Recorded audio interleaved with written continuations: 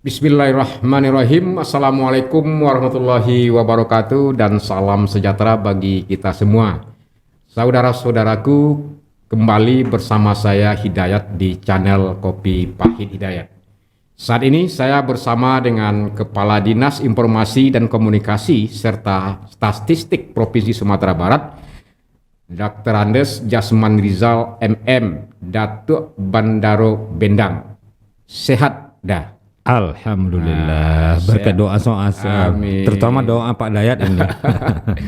Walaupun Bapak di tempat-tempat resmi, saya lebih akrab memanggilnya Uda, karena memang juga akrab juga dengan dunia pers atau wartawan. Iya. Pak Jasman, mungkin kalau seandainya untuk kepentingan biar nyaman, boleh kita buka. Insya Allah ya.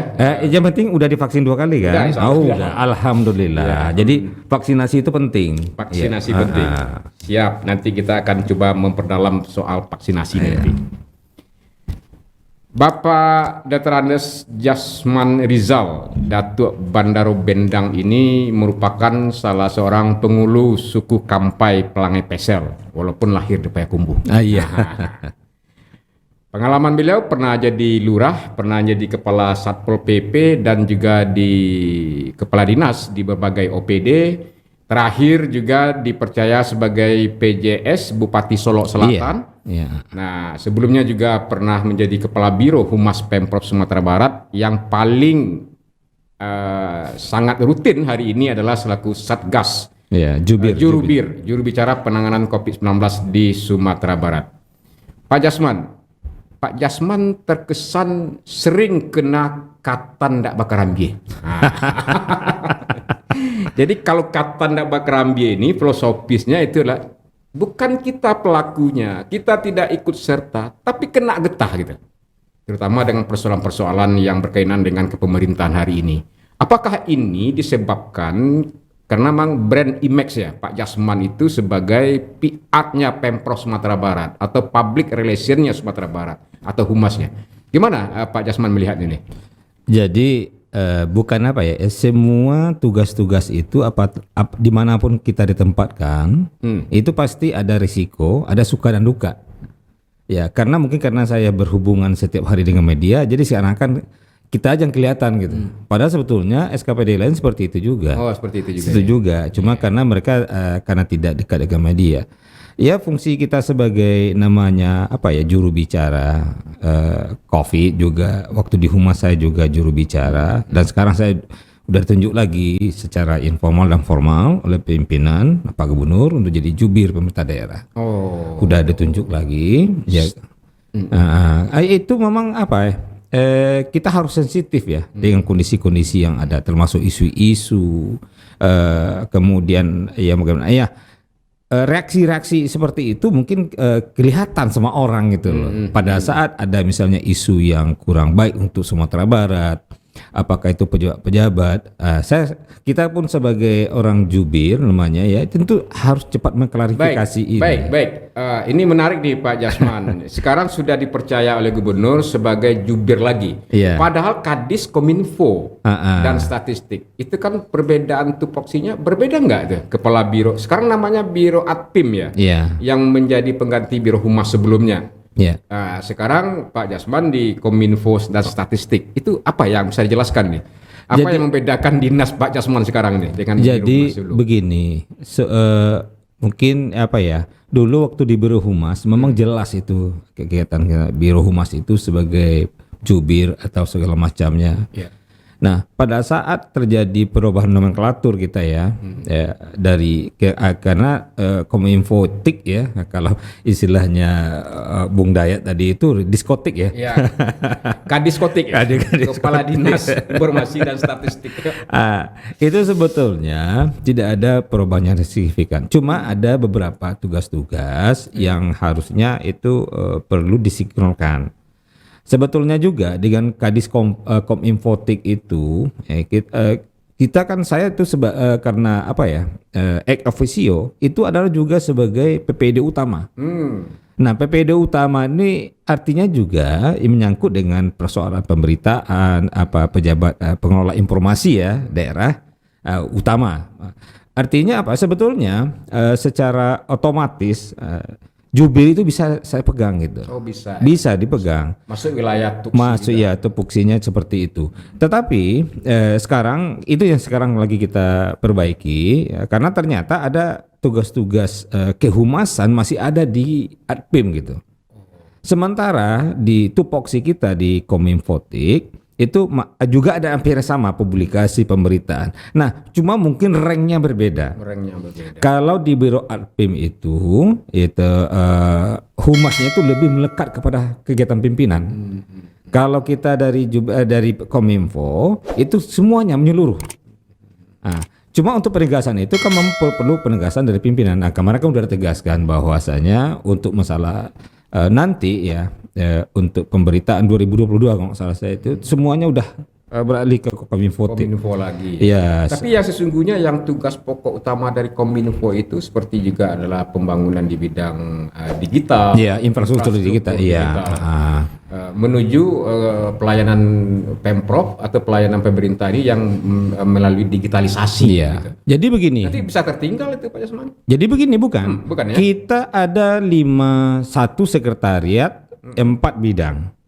Saya sekretariat itu membantu semuanya. Yang bidang pertama itu aplikasi teknologi informasi. Nah, itu Aptika itu bagian internet ya, infrastruktur segala macam aplikasi. Kemudian ada bidang kita bidang sandi dan cyber. Nah, itu bagian pengamanan daripada aplikasi itu sendiri. Nah, kemudian ada bidang statistik yang untuk mengisi konten-konten data-data yang ada di aplikasi yang dibangun itu adalah statistik, namanya adalah statistik sektoral. Jadi itu yang kita bangun sekarang. Kemudian juga yang ketiga itu IKP, informasi, komunikasi dan publikasi. Ya. Di sini humasnya di sini. Oh, di bidangnya. Di bidangnya ada bidangnya khusus, malah lebih luas lagi gitu.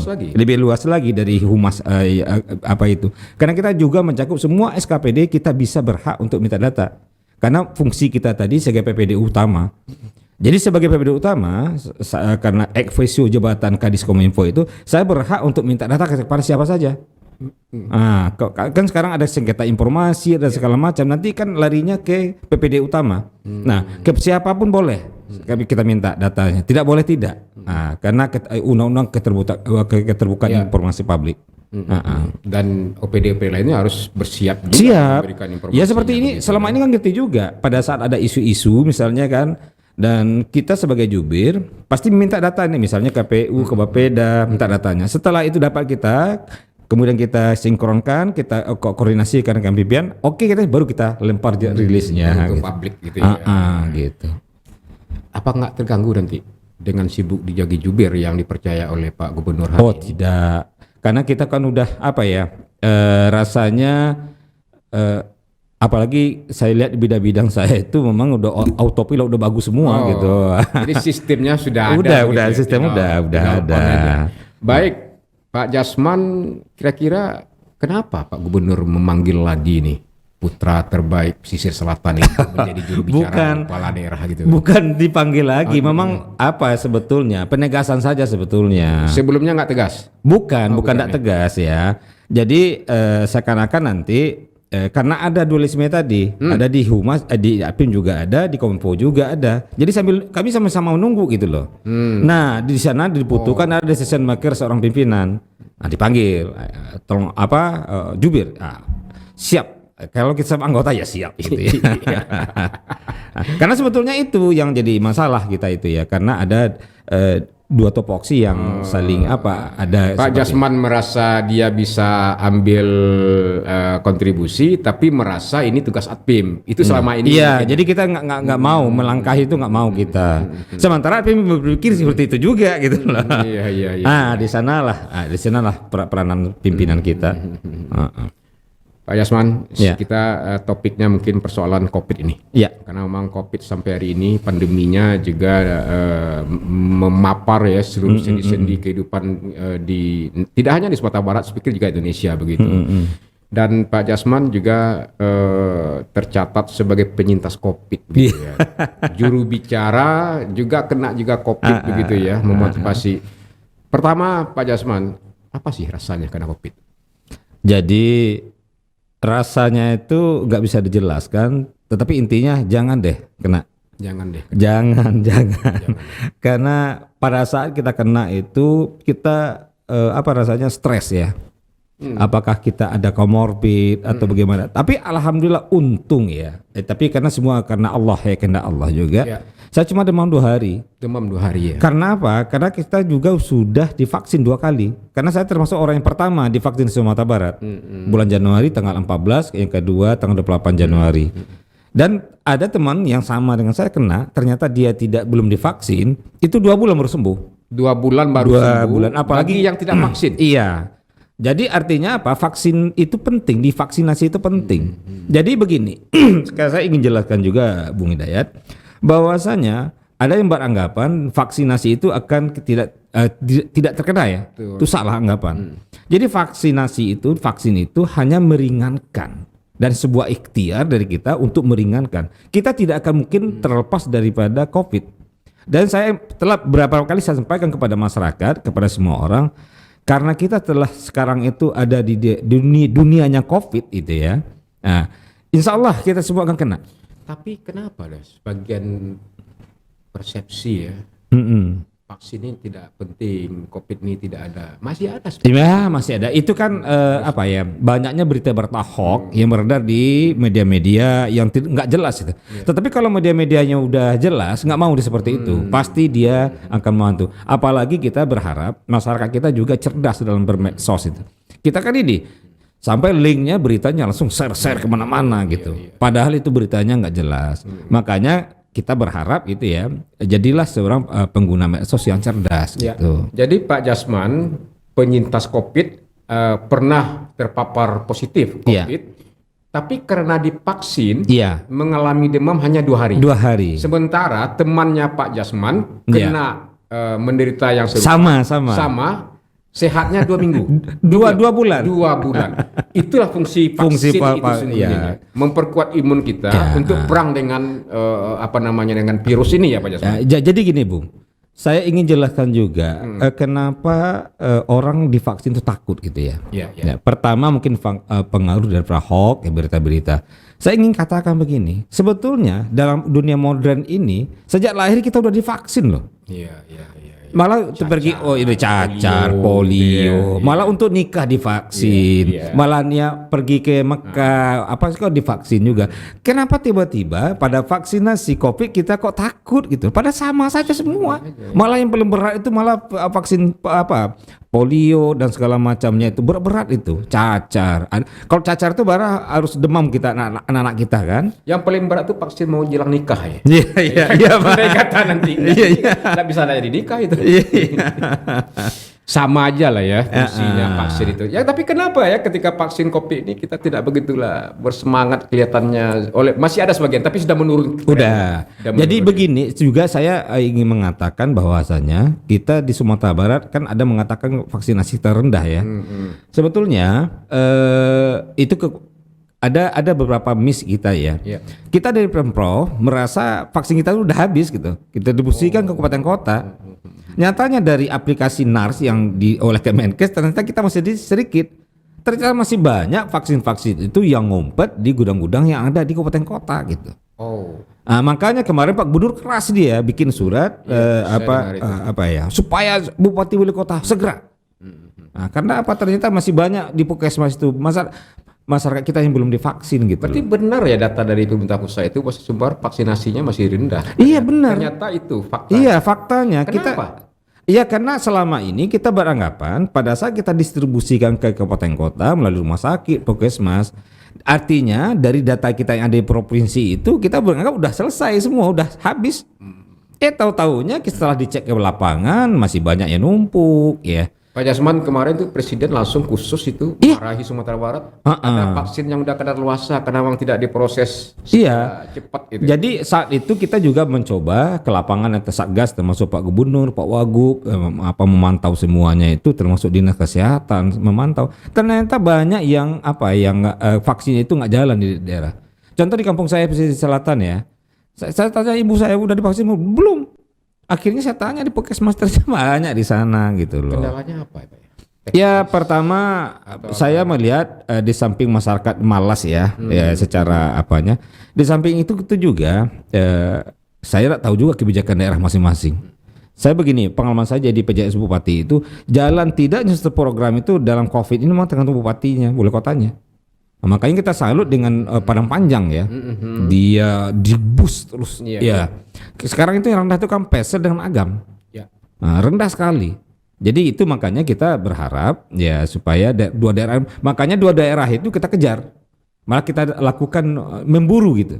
Nah, kemarin juga Pak Wakil Gubernur melakukan gebiar vaksin dengan pelajar-pelajar. Pak Gubernur ada istilahnya vaksinasi gotong royong ya. Karena ini harus diburu. Kenapa?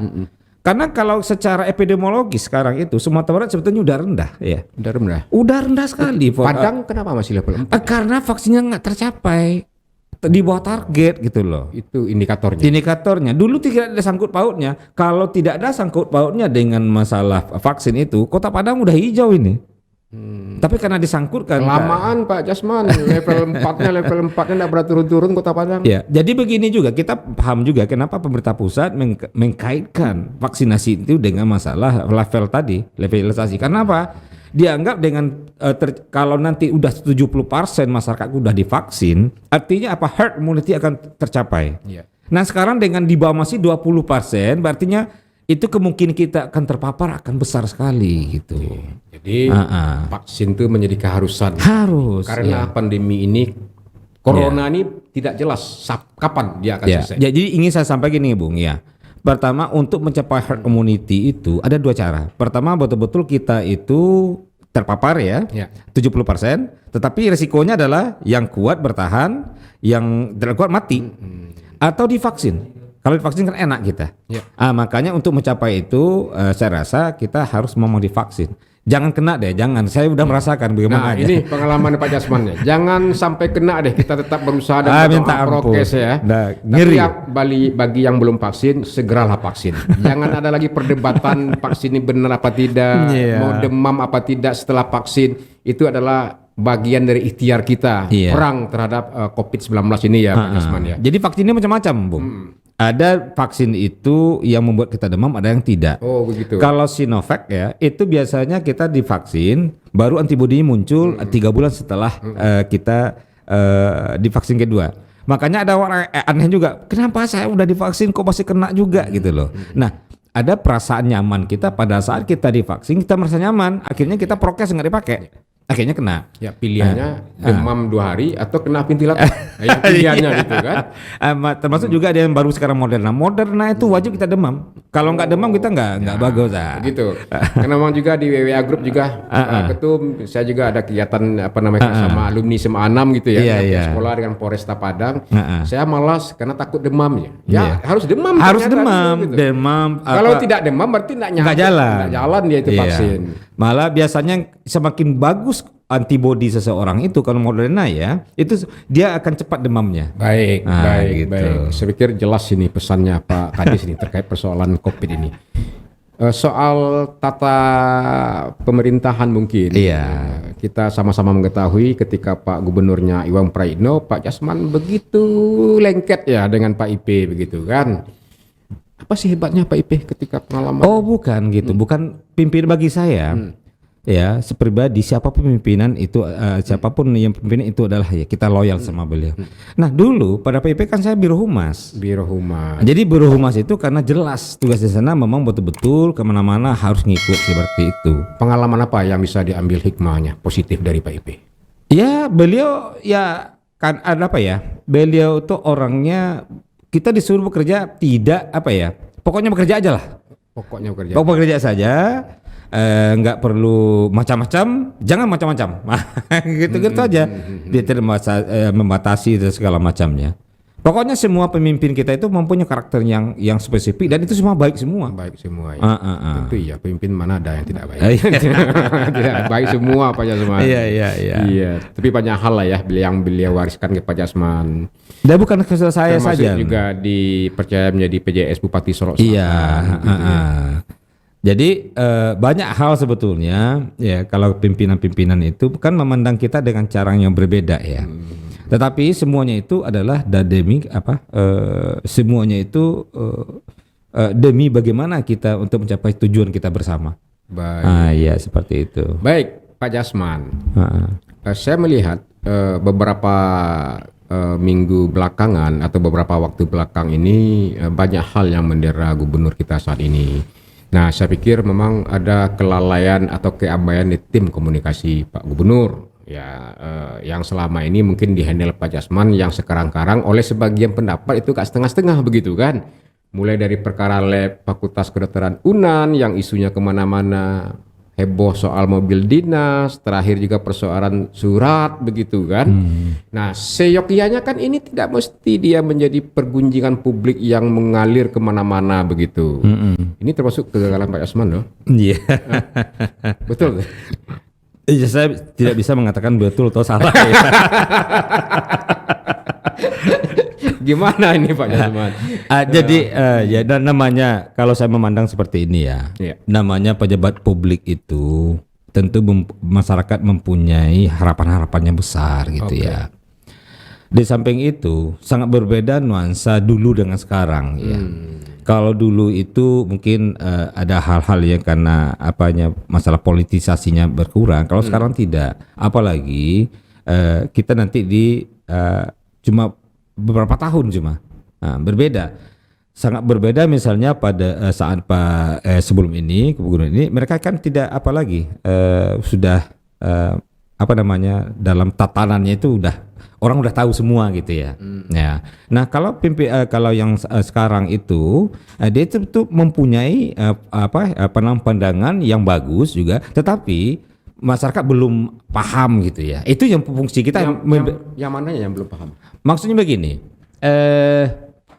kita perlu sosialisasi secara masif sebetulnya apa sih program unggulan Pak Gubernur, Pak Wagub sekarang gitu ya. Nah, itu yang perlu kita lakukan. Jadi tidak ada lagi misalnya masyarakat merasa ini kok beda gitu loh.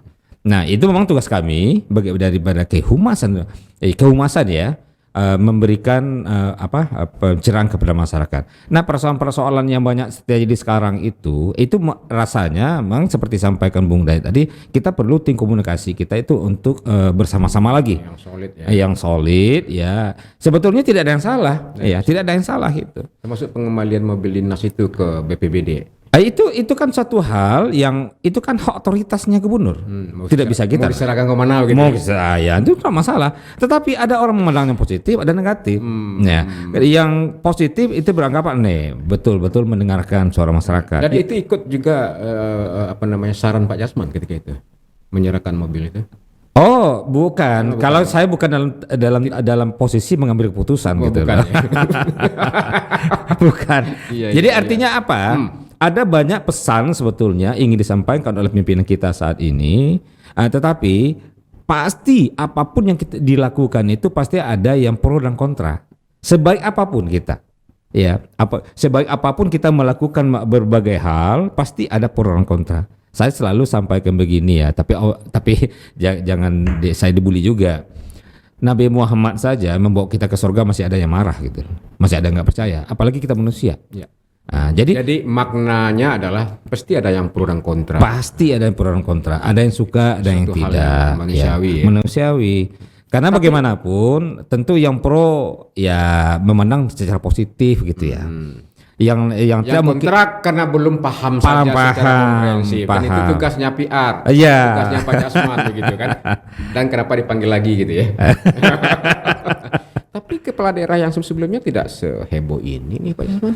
Artinya saya melihat begini, Pak Gubernur kita sekarang itu artinya media memandang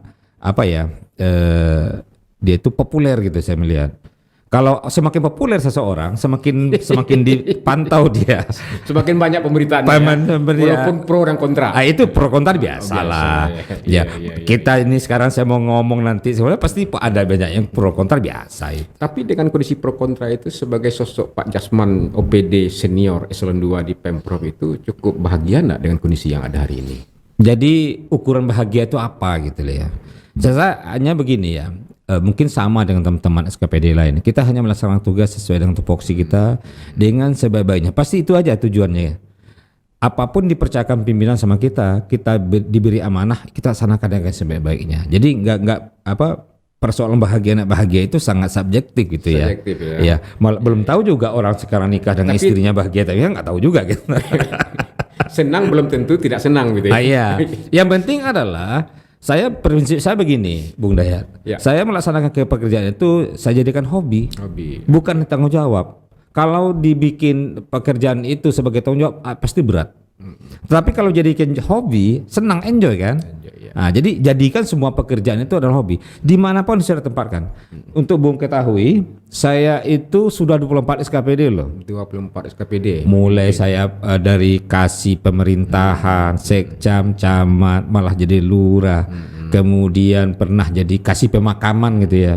Nah, kasih pemakaman ini doanya jelek sekali. Banyak-banyak hormati. Pernah di KB juga, di PU juga, inspektorat, banyak semua. Sudah lengkap nih untuk Udah jadi calon lah. kepala daerah. Oh, Sini pengalamannya sudah memenuhi persyaratan lebih malah. Cuma retak tangannya belum ya. Retak tangannya belum. Karena bagaimanapun itu tergantung kitanya. Sudah diatur oleh Tuhan gitu. Iya, iya, iya. Pak Jasman, Ya. apa yang mesti diperbaiki dengan tata kelola komunikasi publik yang diprioritas yang ada di pemikiran Pak Jasman ya? Sebagai profesional, Ya, jadi saya begini ya. Memang komunikasi komunikasi publik menyangkut dengan komunikasi politik ya. Itu zaman sekarang itu adalah suatu keniscayaan. Ya. Bagaimanapun makanya seperti di negara-negara maju itu malah fungsi jubir itu di bawah sedikit dari pimpinannya gitu. betul. Nah, contoh di Amerika sendiri pada saat nanti Amerika itu aneh. Pada saat nanti presiden berhalangan yang patuh wakil presiden, kalau enggak nanti menteri pertahanan atau menteri luar negeri. Kalau seandainya ada semua itu jubirnya yang maju. Jadi presiden menggantikan gitu. Baik. Sesungguhnya konsep jubir itu gimana sih? Jadi ada beberapa hal yang kita jelaskan. Ada orang mengatakan jubir itu hanya jadi juru bicara gubernur. Bukan salah. Jadi jubir itu dia itu selalu berupaya memberikan informasi dan meluruskan informasi. Kan banyak kemarin masalah surat segala macam itu ya. Kakek saya jelaskan. Akan ada mengatakan kenapa Pak Gubernur kok diam, tidak menjawab. Saya jelaskan sana itu. Bukan Pak Gubernur nak mau jawab, tetapi ini persoalannya kan sudah di ranah hukum. Kalau sudah di ranah hukum itu Pak Gubernur sangat menghormati hukum. Jadi nanti kalau dia berkomentar akan ada terjadi opini-opini ditarik-tarik, nggak bagus. Oh, itu alasannya. Alasan nggak mau beliau dan beliau sangat menghitung. Saya dengar ada juga anggota DPRD yang desak ngomong ke publik dong, jelas. Ya jangan terpancing gitu lah. Jangan terpancing. Biar saya maju gitu. Iya. Ada backup rupanya gitu. Jangan boleh saya bilang. Baik, Pak Jasman, kami juga memiliki data. Ini mohon maaf sebelumnya, ayah kandung Pak Jasman meninggal sekitar bulan Agustus kemarin Iya. di Lesung Air Balai Selasa. Pertanyaannya, kami ingin tahu juga sejauh mana ini peran ayah yang mendompleng kehidupan Pak Jasman. Kalau itu saya jujur saja, yang membentuk watak saya mungkin kita semua ya. Rata-rata hampir semua kita adalah dari ayah. Ya. Papa saya itu adalah tentara yang sederhana. Ya, dia pertama jadi tentara itu di Solo. Kemudian ke batalion 131, pernah di Bangkinang, banyak. Makanya saya secara pribadi ya tidak ada teman yang dekat dari kecil. Karena saya dia pindah terus. Nah, jadi artinya teman itu rata-rata air semua. Rata air ya. Ya rata. Pokoknya teman banyak. Pindah. Dinas ayah. Dan ada satu hal yang membuat yang saya pegang itu bapak saya itu adalah masalah disiplin. Papa saya kalau bangun tidur itu tempat tidur itu jangan coba-coba segala macam. Makanya saya paling nggak suka kalau misalnya ada acara-acara kemudian ada yang telat, saya paling suka. Contoh sekarang saya hadir nih. Betul. Jam 4 kurang saya udah hadir kan? Betul. Karena apa? Saya nggak ada ingin terlatih itu ya. Malah contoh tadi pagi, ya kan saya baru di Jakarta ini. Itu nggak jam 3 sudah ada bangun, takut telat gitu. Iya. Nah makanya anggota-anggota saya pasti tahu kalau masalah sudah saya sampaikan rapat, mereka pertama-tama itu kagok mereka ya. Tapi setelah mereka tahu bahwa saya itu sangat disiplin dengan waktu, ya Akhirnya mereka mati. Poin yang sangat strategis sekarang. Iya, disiplin. Luar biasa. Kalau masalah disiplin, saya tahu pernah nggak? Papa saya karena tentara, karena gara-gara saya terlambat bangun, ini dulu kan ada pistol ya, mak. Iya. Di telinga saya, ditembak itu waktu saya di batalion. Kemudian juga waktu saya malas-malas lari pagi, pakai stand Dia lari gitu kan. Oh, anak kolong. Anakku lah, papa saya kena tentara gitu kan. Jadi poinnya adalah, nah bagi papa saya itu adalah masalah disiplin. Dan satu lagi, ada ajaran papa saya itu masalah loyalitas. Loyalitas siapapun pimpinan kamu itu adalah kamu harus wajib patuh sama dia. Loyalitas kepada pimpinan atau kepada kebenaran? Jadi begini ya, ada dua hal yang sangat berbeda saya rasa ya. Kalau kita loyal ke pimpinan itu ya kita harus sesuai dengan apa ya, sama orang tua saja misalnya, kalau ada misalnya kita ndak cocok itu kan ada cara aja etikanya. Malah untuk memantau orang tua nggak boleh gitu ya. Diam. Nah, tapi biasanya semua kita itu kalau sudah ke dalam koridor aturan semuanya patuh saja semua. Ya nggak masalah. Jadi ada yang mengatakan dulu masalah politik saya berpihak-pihak, nggak benar itu. Oh, iya? Ya, berpihak saya itu hanya siapa laki emak awak itulah bapak saya gitu. Nah, itu. Jadi memang itulah ajaran-ajaran orang tua, termasuk juga dalam saat saya pendidikan. Saya pendidikan di APDN dulu. Di APDN itu masalah pendidikan itu loyalitas itu nomor 1, disiplin dan loyalitas. Ya, kenapa Pak Jasman? Bagi saya orang yang cenderung tidak disiplin itu susah untuk bisa bertanggung jawab gitu loh. Iya. Karena dia tidak punya komitmen gitu loh. Dia. Jadi orang yang tidak kurang berdisiplin artinya komitmennya kurang. Betul. Jadi dalam hidup ini sebetulnya komitmen itu yang penting. Persoalan nanti hasilnya terserah ya. Jadi komitmen itu yang penting. Saya sudah merasakan banyak itu pimpinan ya. Mulai saya di Pasaman, saya pernah pertama kali kan saya di Air Bangis ya. Pasaman waktu itu dengan Pak Tepik Marta. Kemudian saya pindah ke Solo ya, Pak Musudin Anang, Pak Taufik, kemudian Samsul Rahim, banyak sekali pimpinan. Rata-rata saya seperti itu. Saya tidak peduli. Yang penting siapapun pimpinan kita itu adalah atasan kita. Kita wajib loyal sama mereka. Dan akhirnya karena disiplin, kena loyal dan juga punya kapasitas, Pak Jasman dipercaya juga oleh pemimpin yang saat ini menjadi pejabat eselon 2 gitu kan. Ya. Kepala dinas. Ya. Pertanyaannya itu apa sih enaknya jadi pejabat kepala dinas? Jadi apapun sebetulnya ya, saya ingin sampaikan kepada kita semua, apapun profesi kita dimanapun kita ditempatkan itu pasti ada suka dan duka ya. Nah pertanyaannya itu, kenapa nih para ASN ini kejar-kejar jadi eselon 2, eselon 3, naik ke 2? Pertanyaannya, enak nggak ke eselon itu? Apa sih enaknya? Jadi gitu? saya belum sampai ya. Oh, oke. Bagaimanapun seorang ASN, tentu dia mempunyai mimpi ya.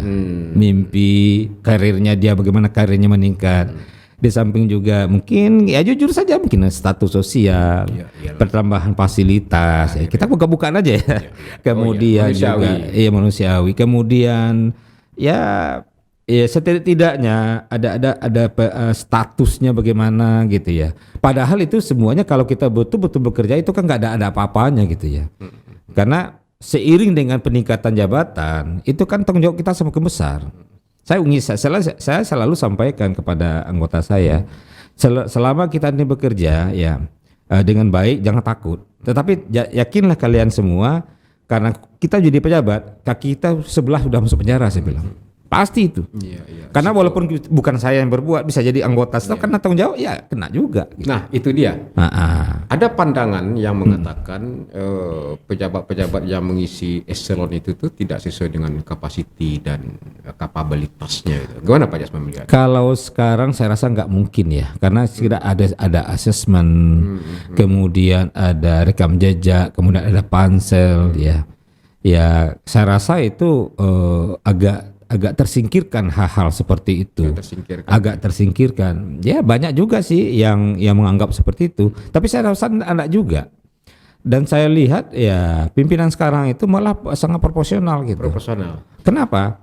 belum ada beliau mengatakan belum ada belum apa ya mengatakan yang jelek. Yang penting kalian bekerja saja. Artinya beliau tidak memandang ini ya sudah pilkada udah selesai gitu. Nggak selesai gitu ya. Udah selesai, nggak ada masalah gitu. Itu bisa digaransi ya. Iya, kita lihat kok nggak ada masalah. Yang penting bekerja aja lah baik-baik gitu. Asal jangan ya macam-macam. Kalau macam-macam itu siapapun itu pimpinan pasti nggak suka ya. Misal macam-macam. Kalau kerja terus nanti habis bensinnya, hasilnya belum gitu kan, gimana nih Pak Jasman? Ya tergantung orientasi kita kan. Kita memang sudah digaji itu kan untuk bekerja. Iya. Saya ingin sampaikan bahwa kita dan AS ini jangan coba-coba bercita-cita jadi orang kaya gitu. Ya. Sampai minum. Iya. Selanjut. Ya, yang namanya juga ASN ini pengabdian. Kalau ingin jadi kaya seperti Bunga aja lah, bisa jadi pengusaha segala macam. Iya. Jadi kalau ada yang bercita-cita yang jadi ASN untuk jadi kaya itu nggak benar itu. Walaupun ada ASN yang kaya raya juga kan. Bisa jadi dapat warisan dia kan. Oh, dapat warisan dari nenek moyangnya. Iya. Atau dia punya warisan sawahnya luas segala macam. Jadi kita konstruksi berpikir framing kita tuh yang positif-positif aja lah. Kita belajar juga warisan yang mana begitu kan. Baik Pak Jasman, ini menarik. Ini terakhir nih Pak. Kita diskusi lagi nih, panggil udah aja. Saya menarik mengikuti Pak Jasman, merupakan salah satu admin WA Group yang paling ngetop gitu ya, top 100 begitu. Iya. Di sana isinya cukup banyak tokoh-tokoh berbagai komponen masyarakat.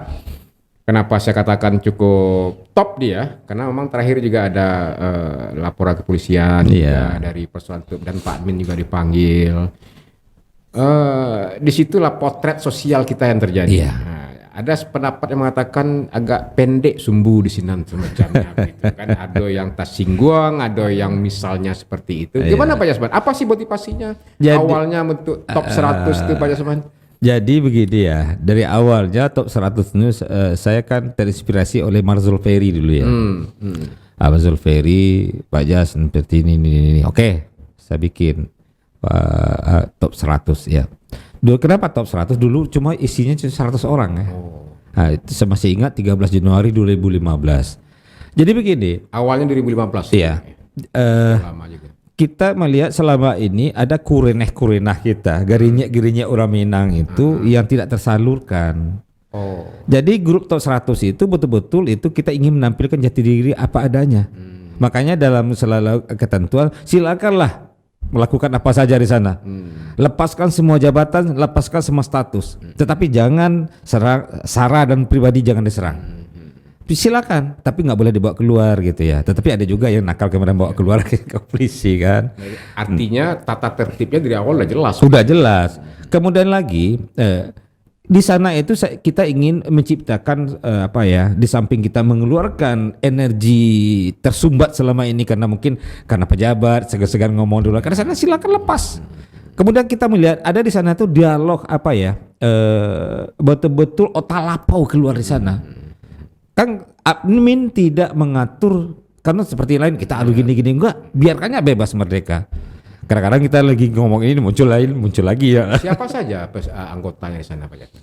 Jadi dulu itu sebetulnya Pak Gubernur ada di dalam ya. Tapi karena saya merasa nggak enak juga lah Pak Gubernur, termasuk Pak Gubernur sekarang Buya ya.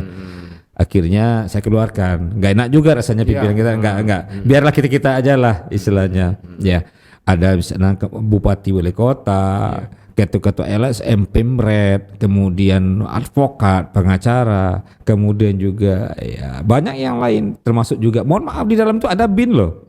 Ada BIN, ICW, termasuk mohon maaf ada KPK. Lengkap semua. Tapi orang Sumatera Barat semua gitu loh. Jadi betul-betul kita sampaikan di sana itu betul-betul itu adalah nurani kita yang keluar. Syaratnya jangan, padahal dulu juga banyak cari dalam kan. Ada juga yang tapi saya telepon. Apa sih goalnya yang diinginkan? Jadi sebetulnya dulu itu ya sampai sekarang sebetulnya bayangkan ya grup top itu sudah 14 kali FGD. Karena saking banyak kita ya pemangku kepentingan di dalam itu, malah untuk penyusunan RPJM, kemudian kita selalu karena Pemret banyak di sana. kita FGD tentang pariwisata, tentang energi, dan itu kita berikan sumbangan kepada pimpinan gitu. Jadi Pemerintah. ada manfaatnya lah. Ada ya. manfaatnya. Sharing pemikiran di dalam tuh. Iya. Justru poin-poinnya ada yang bermanfaat diambil dan tertera kan. Malah itu, Bung. Banyak biasanya diskusi kita di sana itu dijadikan headline di berbagai media. Oh. Iya, kita banyak sekarang kita diskusi hari ini, putus besoknya jadi headline. Oh. Nah, banyak gitu. Karena ternyata pemikiran sana bebas. Nah, seperti itu. Cukup menarik dan cerdas juga ya. Tapi ada juga yang kelahi ya, tanda petik gitu ya. Ya, malah kita adu betul. Agi ya mana? Ya gimana? Malah saya kalau dia berantem dalam saya komponen ini. Nah, Itu tugas admin juga antara lain ya. iya. Kenapa? Kadang-kadang kita perlu juga termasuk juga suka duka saya jadi admin ya. Iya. Di samping saya admin, saya juga seorang pejabat ya. Kadang-kadang dia menyerang Pemprov, akhirnya saya putar-putar isu yang lain gitu. Sebagai pejabat Pemprov nih kan, nah, sebagai anggota, sebagai admin begitu ya. Akhirnya kan sering saya putar-putar lagi ribut ini misalnya menyerang Pemprov, saya keluarkanlah foto-foto cewek manis gitu ya. Biar agak turun lah begitu. atau isu-isu baru yang lain gitu ya. Iya. Tapi spirit kekeluargaan, semangat membangun Sumatera Barat itu yang penting. Iya. Jadi saya melihat begini ya. Sekacau apapun kita dalam berantem, tapi nyampe di luar kita kompak. Coba satu orang saja anggota diganggu, saya masih ingat ya. Satu orang saja diganggu orang, langsung semua ribut kan. Kemarin waktu itu masih siapa ya? Ada beberapa orang yang diganggu secara hukum. Akhirnya teman-teman kita banyak pengacara advokat di sana, termasuk kita mendukung semua. Begitulah. Jadi walaupun kita di sana itu galugah-pugah, tetapi rasa kekompakan kita di sana luar biasa.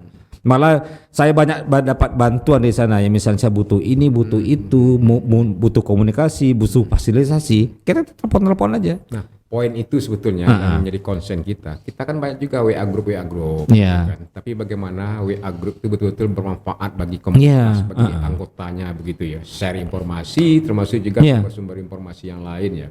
Itu banyak, itu kemarin saya lihat, termasuk ada beberapa anak anggota kita di Ogotop itu dia butuh beasiswa, butuh misalnya ada yang mereka yang sakit, kita bantu di sana kan banyak sana, ada juga ketua ID dari sana, lengkap semua. Betul. Akhirnya kita japri-japrian, termasuk juga ada temannya lampu listrik mati PLN nih. Ada orang di PLN di sana, Bang. Kalau dingin-dingin aja, apa yang dilakukan oleh admin supaya hangat lagi dia? Saya munculkan isu baru atau orang lain nanti saya suruh kirimnya ya keluar. Rahasianya ya. Iya. Tungganai memang betul-betul luar biasa ini gitu kan. Misal dingin aja, saya kirim link nanti sama orang. Dia nanti kirim laptop kan. Udah saya diam aja lagi. Kalau paneh mana? Mari gambar, kan? Kalau gambar atau kalau ayat Al-Quran muncul. Ini dalang ini. Rupanya. Pak Jasman, saya ingin juga kita berdiskusi sedikit lagi terkait persoalan posisi Sumatera Barat di mata nasional. Ya. Dulu kan memang harga diri kita, wibawa kita dalam bentuk menarik tokoh-tokoh Sumatera Barat menjadi pejabat strategis di Jakarta, termasuk juga alokasi anggaran. Hari ini DA kita justru cenderung turun ya, walaupun juga nasional sedang mengalami penurunan pendapatan negara begitu ya. Iya, karena COVID ya. Gimana Pak Jasman melihat? Jadi saya memang begini ya, saya ada yang saya perhatikan dengan Pak Gubernur Pak Wagub sekarang itu, karena bagaimanapun secara politis kita di pada nasional kan sekarang dalam rating yang rendah ya. Karena ya pengaruh pilpres, pengaruh yang lain lah, kita paham lah ya. Tetapi saya melihat komitmen Pak Gubernur Pak Agus sekarang itu dia ingin merubah image itu. Sekarang kan beliau kan sering ke Jakarta menemui Sianu ya. Jadi berupaya supaya jangan lagi pandangan orang terhadap Sumatera Barat jelek ya. Itu dia. Iya. Bagaimana mengkonsolidasikan, mengkolaborasi antara potensi ranah dan rantau. Iya. Gitu. Makanya kemarin juga kan sering juga Pak Gubernur ketemu sama kemarin dengan Bang Fahmi Idris, berketemu yang lain, termasuk juga kemarin pernah kita ketemu dengan anggota DPR RI yang ada di Jakarta, kemudian yang lain-lain tokoh-tokoh masyarakat. Karena bagaimanapun ya ada framing yang kurang sedap terhadap Sumatera Barat ya. Kita harus sadari itu ya. Iya, kita melihat ya ada contoh framing kemarin tentang masalah jilbab aja kan nasional langsung. Padahal itu masalah sepele. Dan itu memang framing itu nggak benar. Karena saya waktu itu berapa kali tampil di televisi menjelaskan hal seperti Iya, itu. iya. Jadi ada, dan itu butuh kekompakan kita semua. Itu kenapa itu Pak Jasman? Sedikit masalah yang agak sensitif itu dipukul kita dari pusat gitu. Di Iya. media-media persoalan mobil dinas, persoalan surat sakti contoh kasus misalnya. Yang seharusnya orang Jakarta nggak tahu jadi tahu begitu loh. Saya nggak sampai apa gimana gitu ya. Tetapi seharusnya kita bersama-sama lah. Karena saya tidak bisa memberikan penilaian ini begini, ini begitu nggak bisa. Tetapi saya sangat Sekali-kali usulkan dong sama gubernur, undang para stakeholder, tokoh masyarakat yang berbeda partai, berbeda agama, berbeda komunitas, organisasi, segala macamnya. Mesti duduk bersama mungkin. sebetulnya itu sebetulnya kan perannya daripada humas itu ya. Nah, nanti mudah-mudahan ini kita akan lakukan itu. Kapan itu? Ya segeralah ya. Segeralah ya. Ya sebetulnya sudah dilakukan sebetulnya, tapi kan namanya kita ada yang sifatnya silent ya. Silent ya, agak ada yang secara resek meresek gitu ya. Nah, karena bagaimanapun tentu kita tidak ingin terjebak dengan apologia ya, bahwa kita kelihatan betul mengejar-ngejar memburu itu nggak mau seperti itu ya. Saya melihat malah persoalan-persoalan sekarang Sumatera Barat itu ya sekarang udah mulai mereda, saya rasa nggak ada masalah lagi. Karena apa? Syukur ya. Ada persoalan-persoalan yang bisa untuk kita bicarakan bersama. Saya melihat itu kesalahan saya dengan Buya sekarang itu, dia itu selalu walaupun dihajar kiri kanan tapi dia tetap tenang, sabar. Dia terus melangkah. Ini enggak gitu. opo-opo kan? Bukan. Bukan opo-opo. Bukan ya. Kalau opo-opo bukan di sini tempatnya. Oh, ya. di mana? Harus dekat di beliau gitu ya. Enggak. Kita bekerja apa adanya gitu ya. Iya. Saya melihat kemana-mana beliau sekarang kan intent beliau ke ke pusat. Malah kita ingin cuma bagaimana kemarin kita bertemu dengan Pak Presiden, Pak Wakil, Panglima, dan satu hal yang perlu dicatat ya. Bayangkan selama beliau menjabat sekarang itu udah berapa menteri yang datang. Nah, dan itu kan suatu hal pertanda bahwasanya pandangan pusat itu ke Sumatera sudah mulai berubah gitu loh. Sudah banyak dibantu, kemarin kita Panglima TNI dengan Kapolri datang, sebelum menteri-menteri. Dan semuanya itu alhamdulillah itu kan semuanya dibagi kepentingan Sumatera Barat. Walaupun kedatangan menteri itu juga ada peran dari anggota DPR RI misalnya. Ya itu ini yang kita sampaikan.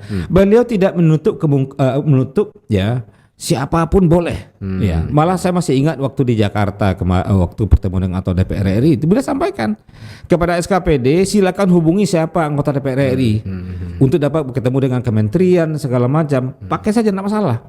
Dia terbuka. Karena bagaimanapun semakin banyak yang membantu mengeroyok Sumatera Barat untuk apanya itu kan semakin bagus. Tapi 14 anggota DPR kita belum terkonsultasi oleh Pemprov, saya lihat. Nah, waktu itu kita kan mengumpulkan di Jakarta. Pernah ya. Pernah. Dan itu disampaikan kepala SKPD, contohnya misalnya saya Kominfo, siapa yang cocok di sana ya, anggota DPR RI yang di komisi sana, saya ke sana. Oh. Nah, misalnya kementerian ini kan udah ada dibagi itu. Cuma kadang-kadang ada dari Pemprov sudah ada. Udah ada. Cuma saja kadang-kadang tuh ada yang terekspos dan tidak. Nah, ya kita berbangga juga anggota-anggota dewan yang banyak jadi membantu Sumatera Barat dengan cara berbagai cara. Saya tidak sebut nama, nggak boleh. Siapa tuh namanya? Nggak boleh. Nggak boleh. Nggak boleh. Lagi gitu kan. Diduga lah. Boleh nggak? Bahasanya diduga ya. Diduga anggota DPR ikut lah. Gitu. Nggak boleh. Nah kalau saya melihat memang banyak anggota, cuma ada yang silent. Ada yang dengan pola-pola karena memang dia punya kewajiban untuk konsistenan daerahnya juga dengan pengaruh dan perannya sebagai anggota DPR. Terakhir mungkin Pak Jasman selaku penggagas atau konsep perda etika. Nah ini persoalan etika ini batarati ini kadang-kadang ini jadi perdebatan yang sehari-hari menjadi kelaziman juga. Dulu bertarati kini dianggap lazim begitu kan. Jadi konsep kita dulu waktu itu dengan Pak Samsul Rahim itu ya. Waktu itu kita bicara bertiga dengan Pak Profesor Yas Rashid. Jadi muncullah ide ini untuk membuat perda etika. Ya. Kenapa? Sebetulnya masalah korupsi, masalahnya lain itu akan bisa terminimalisir kalau seandainya etikanya ada. Di Amerika ada perda etikanya itu undang-undang etika pemerintahan ada. Tahu ya, pernah Amerika? Pernah. Lanjut. Jadi etika di sana itu banyak hal sebetulnya yang menjadi patokan kita. Karena begini, jarang orang di Indonesia pembangunan undang-undang etika pemerintahan itu sudah lebih 30 tahun sampai sekarang belum ada, nggak jadi-jadi. Wow. Karena apa? Mohon maaf ya, parlemen menolak terus. Karena kita membuat aturan itu sama ibaratnya kita membuat gantungan diri sendiri. Iya, iya, iya. Contoh ya, kalau misalnya ada pesta pernikahan, nggak boleh di rumah dinas misalnya, atau misalnya bisa kita ada ketemu dengan nggak boleh gitu ya. Banyak sekali. Diatur sampai ke sana diatur. gitu ya. Termasuk juga kita bicara diatur, nggak boleh. Itu kan lihat Kota Solo. Itu Perda nomor 1 tahun 2018. Itu 3 bulan. Itu perda tercepat juga itu. Dan itu sesungguhnya kebutuhan bangsa kita. Bangsa. Kalau itu ada, saya yakin ya, itu mungkin persoalan-persoalan korupsi dan segala macam bisa terkenali dengan baik. Di Jepang sendiri itu tidak perlu lagi perda karena mereka ada semacam budaya bushido itu ya. Pada saat mereka melakukan kesalahan, mereka akan mundur dengan sendirinya. Harakiri malah. Harakiri. Kalau di Amerika ada namanya apa ya? Saya lupa namanya. Termasuk di Eropa. Itu seorang pejabat itu sangat banyak aturan-aturannya. Makanya jadi pejabat itu ribet sebetulnya. Banyak sekali aturannya. Ya nggak boleh ya punya motor ini. Kalau di Malaysia itu kalau misalnya eselon 2 paling tinggi boleh rumahnya seperti ini, mobilnya seperti ini, diatur betul. Diatur betul. Nah, ya. Kalau misalnya saya pejabat eselon 2 atau rumah saya harganya 5 miliar 10 miliar, dipertanyakan nggak boleh itu. Sekarang harga berapa? Belum ada saya punya rumah. Belum ada. Saya pejabat paling miskin loh. Belum ada. Nggak saya. boleh begitu loh Pak Kadis, pejabat paling miskin. Nggak bener. Jadi orang nggak percaya gitu. Tahu nggak? Saya harta saya di KPK minus 430 juta. Oh, ada utangnya. Ya ada utang lah, anak kuliah segala macam. Baik, terima kasih Pak Jasman. Banyak hal yang kita perbincangkan, apapun maknanya, tetap kita semua masing-masing yang akan memilih dan memilihnya. Demikian podcast Kopi Pahit Hidayat. Semoga kita selalu sehat walafiat. Tanpa gula, kehidupan tak selalu pahit. Wassalamualaikum warahmatullahi wabarakatuh. Waalaikumsalam warahmatullahi Terima kasih, wabarakatuh. Pak Jasman.